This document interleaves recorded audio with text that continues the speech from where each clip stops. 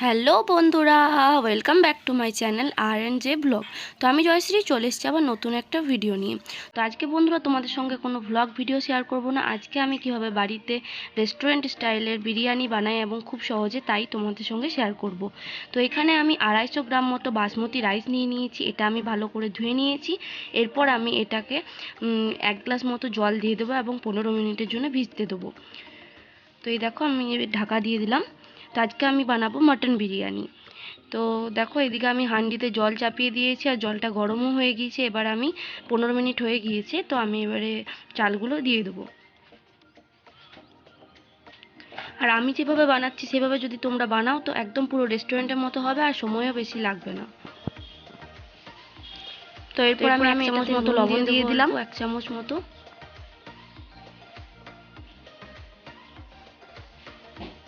এছাড়াও দেখো 3 টুকরো দারচিনি, 2টো এলাচ,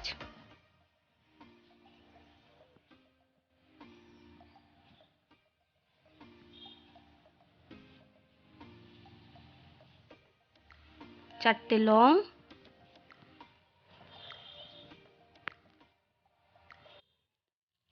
অল্প সাজিরে, অল্প মরিচ,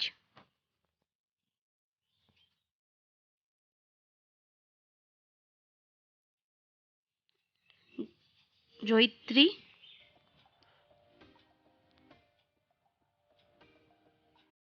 আর 1 চামচ সাদা তেল দিয়ে দেবো।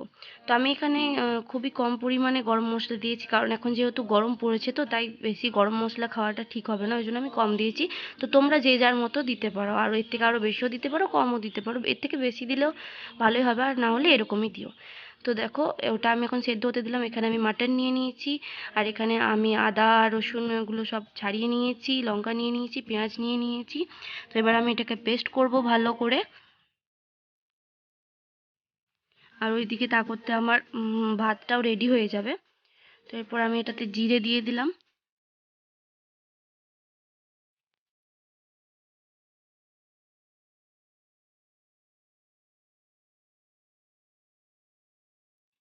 তো এই দেখো আমি মশলাগুলো দিয়ে দিয়েছি অলরেডি, আর মশলাটা পেস্ট করে দিয়ে দিয়েছি, আর হলুদ দিয়ে দিয়েছি, লবণ দিয়ে দিয়েছি। এরপর আমি এটাতে বিরিয়ানি মশলা দিয়ে দেবো। তো আমি এখানে সানরাইজের বিরিয়ানি মশলা ইউজ করেছি। তো তোমরা যে কোনো ব্র্যান্ডেরই বিরিয়ানি মশলা ইউজ করতে পারো। তো এরপর আমি এটাতে কেওড়া জল দেবো।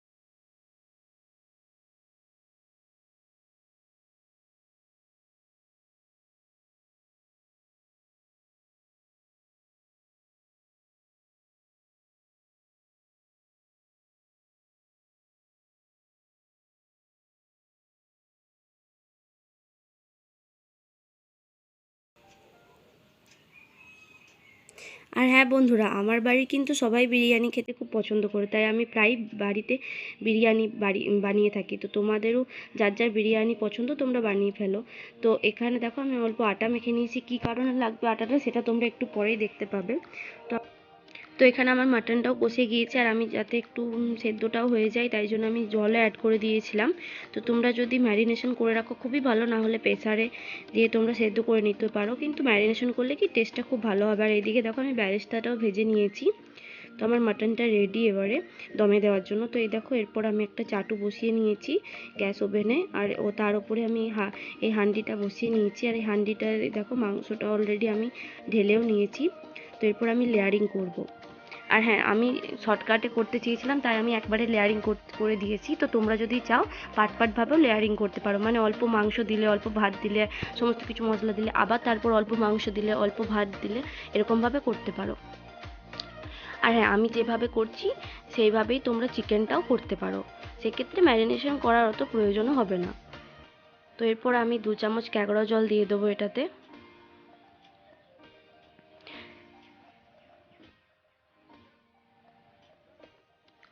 এরপর অল্প রোজ ওয়াটার দিয়ে দেবো 2 চামচ।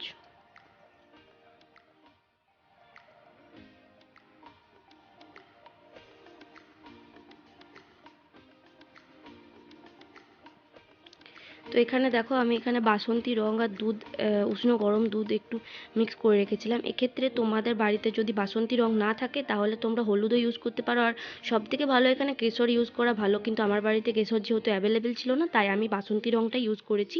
তো তোমরা তোমাদের বাড়িতে যা অ্যাভেলেবেল থাকবে সেই রকমই দিও।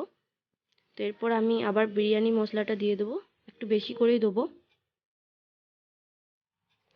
এই যে দুধ আর বাসন্তী রঙে মিক্স করেছি না, এটা জাস্ট কালারের জন্য, তোমরা এটা স্কিপও করে যেতে পারো, কোনো প্রবলেম নেই, সেক্ষেত্রে কি কালারটা আসবে না।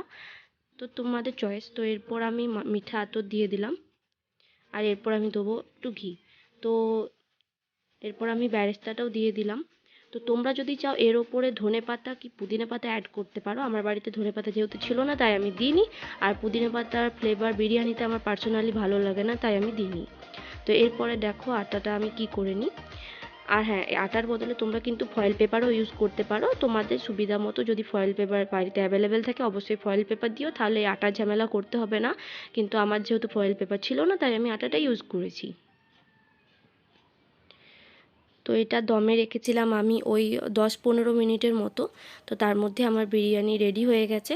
তো এই দেখো আমি ঢাকাটা খুলেও নিলাম, আর এত সুন্দর স্মেল বেরিয়েছে যে তোমাদের বলে বোঝাতে পারবো না। তো এরপর আমি আটাটা ছাড়িয়ে নিচ্ছি। দেখলে তো কত তাড়াতাড়ি খুব সহজের মধ্যে বিরিয়ানি বানিয়ে নেওয়া যায় বাড়িতেই। তো দেখো আমাদের বিরিয়ানি রেডি, আর এত সুন্দর স্মেল বেরিয়েছিল তোমাদের বলে বোঝাতে পারবো না। তো দেখো আমি প্লেটে সার্ভও করে নিয়েছি, আর এভাবেই খুব সহজে বানিয়ে ফেলো বাড়িতে রেস্টুরেন্টের মতো মটন বিরিয়ানি বা চিকেন বিরিয়ানি। তো আমার মতো কে কে বিরিয়ানি খেতে ভালোবাসো অবশ্যই কমেন্ট করে জানিও, আর বাড়িতে ট্রাই করে কিন্তু অবশ্যই কমেন্ট বক্সে জানিও।